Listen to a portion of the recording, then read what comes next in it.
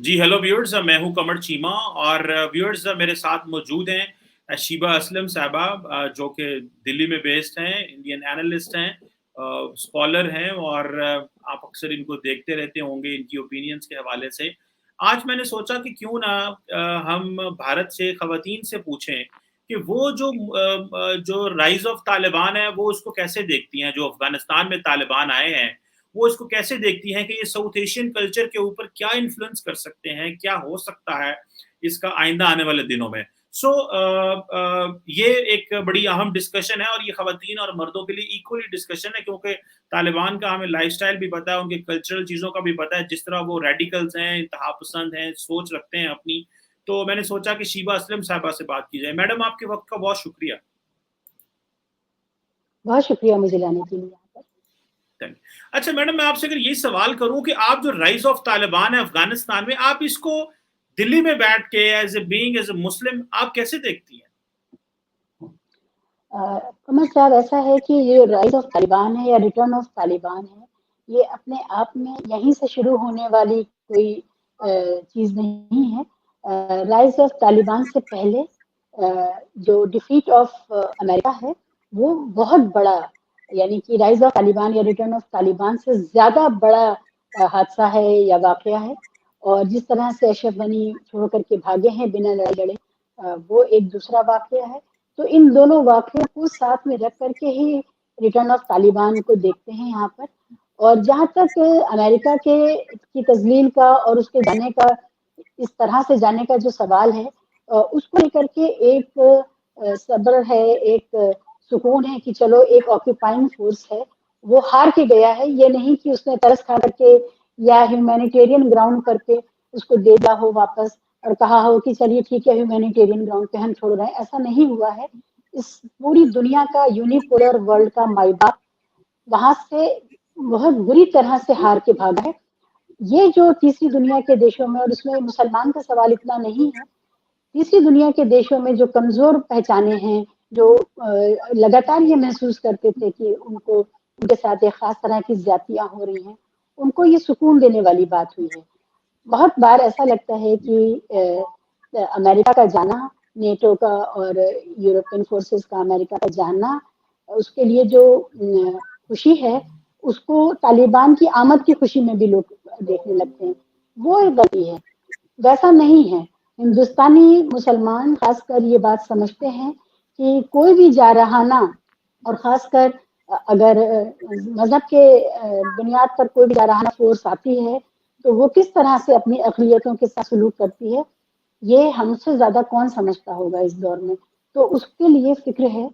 उसमें जो रिप्रेजेंटेशन का सवाल है, जो प्लूरैलिटी का सवाल है, जो वहाँ की पहचान है, उनकी प्लूरैलिटी का सवाल है, उन सब को लेकर के हमारे यहाँ बात हो रही है।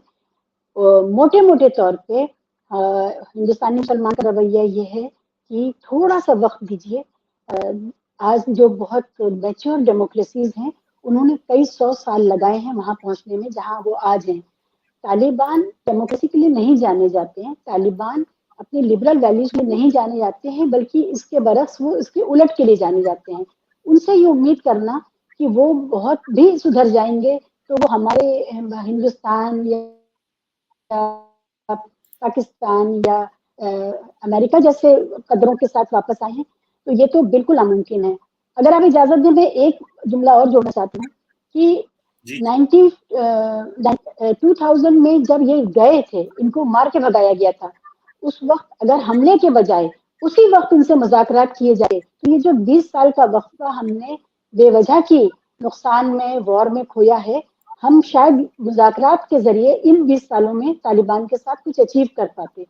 और जिसकी अब बात हो रही है, सारी दुनिया कह रही है, यूरोपियन यूनियन कह रहा है, चाइना कह रहा है, जो रिकॉग्नाइज कर रहे हैं वो भी कह रहे हैं, जो नहीं कर रहे हैं वो भी कह रहे हैं कि बात करना ही एक तरीका है। तो ये 20 साल की जंग क्यों थोपी गई थी? उसी वक्त बात करते तो इस 20 साल में तो कहीं कुछ हासिल हो गया होता ना। बस यही कहना। बिल्कुल ठीक है। तो मैडम, एक तो आप कह रही हैं कि उनको वक़्त दिया जाए, लेकिन बहुत सारे लोग समझते हैं कि उनको वक़्त देने से कोई फ़र्क नहीं पड़ेगा, क्योंकि वो आइडियोलॉजिकली तो बड़े हार्डलाइनर्स हैं, वो बड़े टफ़ हैं और वो उस तरह कोएग्जिस्टेंस पे यकीन नहीं रखते। जिस तरह आपने कहा कि मगरब भी तो باقی ممالک بھی تو صدیوں سے یا ٹائم لگا ان کو ڈیموکریسی کو گرو کرتے کرتے. تو آپ کیا سمجھتی ہیں کہ کیا انٹرنیشنل پریشر اتنا حاوی ہو سکتا ہے ان کے اوپر کہ ان کی سوچیں اور نظریات بدل دے گا؟ یا آپ سمجھتی ہیں کہ جس طرح بہت سارے لوگ کہہ رہے ہیں یہ ریڈیکل ہیں اور یہ اپنے آپ کو بدل نہیں پائیں گے، یہ نظریہ جو ہے وہ زیادہ امپورٹنٹ ہے، یہ زیادہ ویلڈ ہے؟ دو چیزیں ہیں.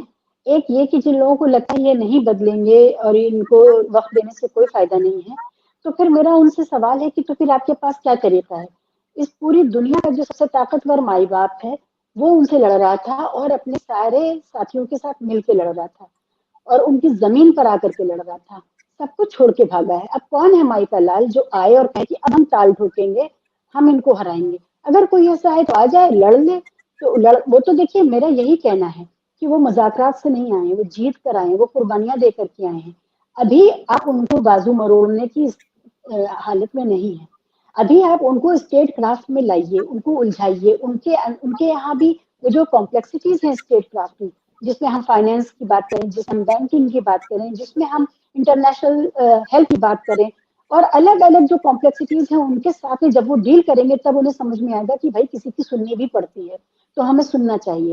تو یہ ہے کہ statecraft is a complex activity. When they get into it they will have to understand what others are thinking about them, what images they are. تو یہ بہت ضروری ہے کہ آپ یہ سمجھ لیں کہ جیت کے آئے ہیں، ہار کے نہیں آئے ہیں، یا مرا کے طور پہ ان کو نہیں مل گیا ہے افغانستان. اب دوسرا میرا معاملہ یہ ہے کہ صرف 100-150 سال پہلے امریکہ اور یوروپ نے جن باتوں کو بہت افلاطونی باتیں کہا جاتا تھا لبرلزم کی، ڈیموکریسی کی، وہ 100 سال 150 سال میں وہاں کا کامن سینس ہے. خود ہمارے ہندوستان پاکستان میں صرف 100-150 سال پہلے اگر کوئی یہ کہتا کہ دلت اور براہمن کا ووٹ ایک ہوگا، مرد اور عورت کا ووٹ ایک ہوگا اور سب کو برابر کے حقوق ہوں گے، اور میرے جیسی کوئی مسلمان خاتون جو ہے وہ ٹی وی پر پاکستانی جرنلسٹ سے بات کر رہی ہوگی تو اس وقت سب کو لگتا ہے یہ ناممکن ہے، یہ نہیں ہو سکتا. آج کا یہ کامن سینس ہے. تو یہ بات سمجھنے کی ہے کہ آج کے دور میں جو آپ کو ناممکن لگ رہا ہے کل کا وہی کامن سینس افغانستان کا بھی ہوگا. سوال ہے کہ کون کرے گا؟ صرف افغان خود کریں گے. افغانستان کے پڑھے لکھے لوگ، ان کی خواتین، ان کے نوجوان وہی کریں گے کیونکہ ان کو اس گلوبل دنیا میں رہنا ہے. آج نہیں تو کل 2-4 سال کے بعد جب وہ دنیا میں موو کرنا شروع کریں گے اور دنیا ان سے سوال کرے گی کہ آپ لوگ کس دنیا میں رہتے ہیں، کس صدی رہتے ہیں، وہی لوگ پریشر ڈالیں گے. باہر سے یہ والا چینج جو سوشل چرننگ جس میں انوالو ہوتی ہے اس کو آپ ٹاپ ڈاؤن نہیں کر سکتے، وہ اندر سے معاشرہ طے کرتا ہے. اور بہت سارے معاشروں میں آپ یہ دیکھیے انلائٹنمنٹ کے بعد پورا یوروپ انکلوڈنگ فرانس، یو کے، جرمنی، پورٹوگیز، یہ سارے کے سارے دنیا بھر کو غلام بنانے کے لیے نکلے تھے نا. آفٹر انلائٹنمنٹ جب ان کے یہاں ڈیموکریسی آ گئی پھر ان کو لگا یہ نہیں ہوگا، پھر انہی کے یہاں غلام خریدے اور بیچے جاتے تھے آفٹر انلائٹنمنٹ، اور وہ سلسلہ بھی رکا. امریکہ میں غلاموں کا سلسلہ اب جا کر کے رکا ہے. امریکہ میں ابھی تک جو بلیکس ہیں ان کی جو لڑائی ہے وہ کتنی دیر ابھی چل رہی ہے اور ان کے ساتھ کیا سلوک ہو رہا ہے. تو یہ ساری چیزیں معاشرہ کو طے کرتا ہے تب آتا ہے. تو وہاں پر یہ ماننا کہ طالبان سے ہمیں جلد بازی ہے، وہ ہمارے قدروں کو اپنا لیں اور وہ اپنا بیسٹ فارورڈ سامنے رکھ دیں آپ کے مطابق، یہ عجیب بیوقوفی ہے. بیوقوفی یہ کہہ رہی ہوں کہ یہ ضد نہیں ہے. ضد ہوتی تو آپ زبردستی بازو مروڑ کے کروا لیتے. وہ راستہ آپ اپنا چکے ہیں، وہ فیل ہو چکا ہے. تبھی میں نے کہا 20 سال پہلے مذاکرات کرتے تو آج ہمارے پاس 20 سال کی لیڈ ہوتی، ہم کہیں پہنچے ہوتے. اب پھر زیرو سے شروع کر رہے ہیں. بالکل ٹھیک ہے. اچھا شیبہ اسلم صاحبہ یہ بھی بتائیے گا، آپ کا ایک پوائنٹ آف ویو ہے، اوبویسلی اس میں بڑی جان ہے کہ اگر ان کو آج سے 20 سال پہلے انگیج کر لیا جاتا، اور بہت سارے لوگوں نے یہ کہا بھی تھا کہ جب امریکہ طاقت کی میں لڑ رہا تھا تو اس وقت جب آپ نے باقی دھڑوں کو انوالو کر لیا تھا تو ان کو بھی کر لیتے تو شاید مسائل حل ہو جاتے.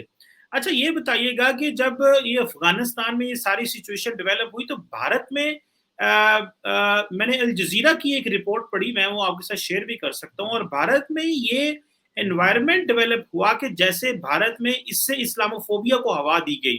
مینز کہ یہ شکل اختیار کرنے بھی، یہ باتیں ہونا شروع ہو گئی کہ مسلمان اس طرح کے ہوتے ہیں، مسلمان بربیرک ہیں، یہ دیکھیں یہ اس طرح لڑتے ہیں، ان کی شکلیں دیکھیں، ان کی ٹربنس دیکھیں، ان کے ہاتھ میں وہ بندوقیں ہیں, یہ گنز ہیں, یہ گن کے زور پہ آئے ہیں, یہ قاتل ہیں, یہ فلاں ہیں, یہ انتہا پسند ہیں, یہ سارا کیا تو مسلمانوں کو ایک مشکل میں ڈالا گیا. اور اس میں الجزیرہ کی سٹوری آپ کے ساتھ شیئر کر سکتا ہوں, میں دیکھتا ہوں اگر مجھے ملتی ہے تو میں اسکرین پہ بھی شیئر کرتا ہوں وہ آپ کے. تو how do you see all that کہ یہ کیا واقعی اس طرح it all happened in India, یا particularly Indian some sections of Indian media نے اس طرح کیا؟ دیکھیے ہندوستانی میں ایک محاورہ ہے کہ رواسے تو تھے ہی, تنکے کا بہانہ تھا, کہ تنکا آنکھ میں چلا گیا یہ بہانہ تھا, ہم تو رواسے بیٹھے ہی تھے.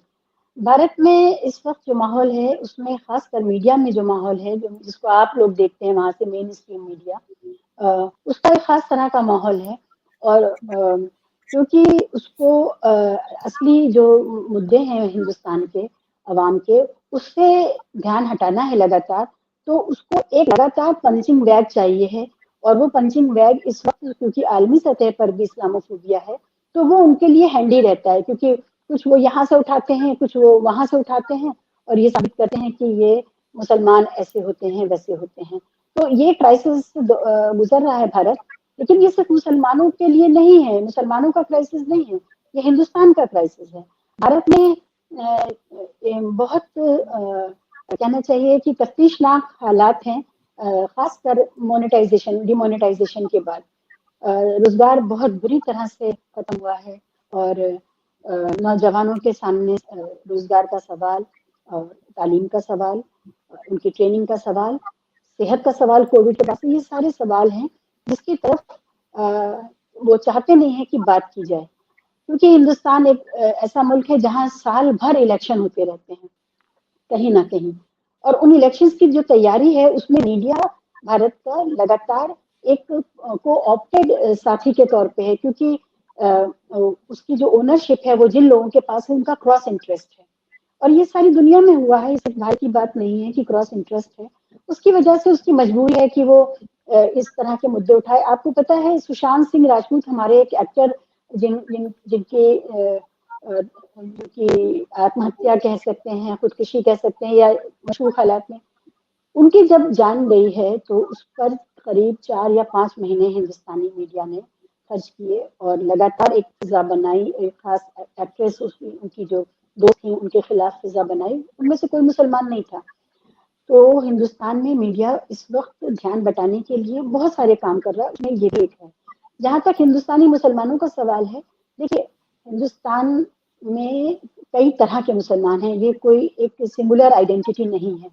اس میں وہ مسلمان بھی ہیں جو 18ویں صدی میں ذہنی طور پہ جی رہے ہیں, اور وہ بھی ہیں جو پوسٹ ماڈرنٹی میں جی رہے ہیں. تو ان سب کئی آوازیں کہیں نہ کہیں, کیونکہ اسمارٹ فون سب کے ہاتھ میں ہے, وہ ابھرتی ہیں, وہ دکھتی ہیں. میڈیا چوز کرتا ہے کہ 23-24 کروڑ مسلمان کی آوازوں میں سے ان آوازوں کو چننا ہے جن کو وہ اسلاموفوبیا کے لیے استعمال کر سکیں.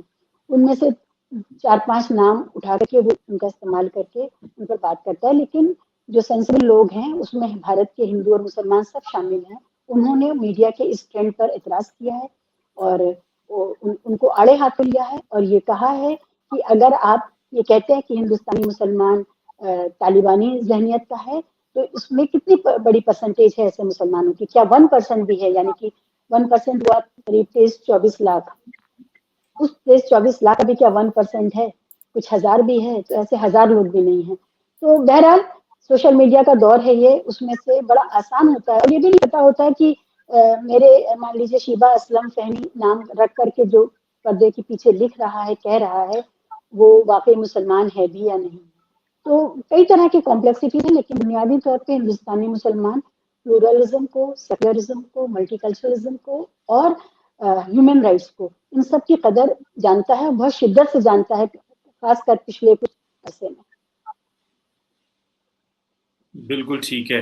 تو یہ بھی ذرا آخری سوال میں آپ سے کروں گا شیبہ اسلم صاحبہ, بڑی اچھی گفتگو آپ کے ساتھ ہو رہی ہے, کہ یہ بتائیے گا کہ کیا جو مسلمان ممالک ہیں ان کے پاس کوئی لیوریج ہے, یا کوئی ایسا طریقہ کار ہے کہ جو اس طرح کے جو انتہا پسند لوگ اگر حکومت میں آتے ہیں, جس طرح کے افغانستان میں ہیں, جن کو یہ بتانے کی ضرورت ہے کہ چیزیں بہتر کیسے کرنی ہے, تو کیا مسلم دنیا کوئی ان پہ پریشر ڈال سکتی ہے کہ جس سے کیونکہ at the end of the day بات تو پھر یہ دنیا تو آپ کو یہی سمجھتی ہے سارے مسلمان ہیں، یہ ایک ہی ہیں، یہ ایک ریلیجن شیئر کرتے ہیں، یہ سب کچھ ایک ہیں، تو وہ بات تو تو کیا کوئی ایسا مسلمان فریم ورک ہے مسلم فریم ورک میں، کیونکہ میں گلوبل فریم ورک کی بات نہیں کروں گا، جس کی یہ طالبان بات بھی مانے، یا اس طرح کے کوئی اور ریڈیکل گروپس جو ہیں، یا جو ریڈیکل ممالک ملک میں کسی ملک میں ریڈیکل لوگ پاور میں آ جائیں تو ان کو بتایا جائے اور ان کے ساتھ انگیج کیا جائے، کیا اس طرح کی کوئی شکل بن سکتی ہے؟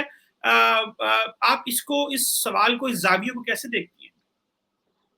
مجھے لگتا ہے کہ یہ شکل اس طرح بن سکتی ہے کہ تمام مسلم ممالک میں ان کے اپنے دارالفتہ ہیں، جہاں جو مسلم ممالک نہیں بھی ہیں ان کے بھی یہاں بھی، جیسے ہندوستان میں دارالعلوم دیوبند ہے، اس کے علاوہ بھی دوسرے فرقے بھی ہیں، مسلک کے ہیں، ان سارے عالموں کا کام ہے، علماء کا کام ہے کہ یہ اپنے اپنے جو بھی ان کی سمجھ ہے وہ اس سمجھ سے اسلام کے حوالے سے، چاہے وہ فتویٰ کہہ لیجئے، چاہے وہ کسی اور طرح کا انجنکشن کہہ لیجئے یا مشورہ کہہ لیجئے، یہ جاری کریں کہ آپ جس طرح کے اسلام کی بات کر رہے ہیں وہ جو اس کی جو وہ ہے ڈیفینیشن ہے، وہ آج کے وقت کے حساب سے بالکل مناسب نہیں ہے۔ مسلمان اپنے ہمعصر اور اپنے حالات اور اپنے وقت کے ساتھ جینا جانتا ہے، سیکھتا ہے، اور اس کے حساب سے جو ضروری ہے وہ ہونا چاہیے۔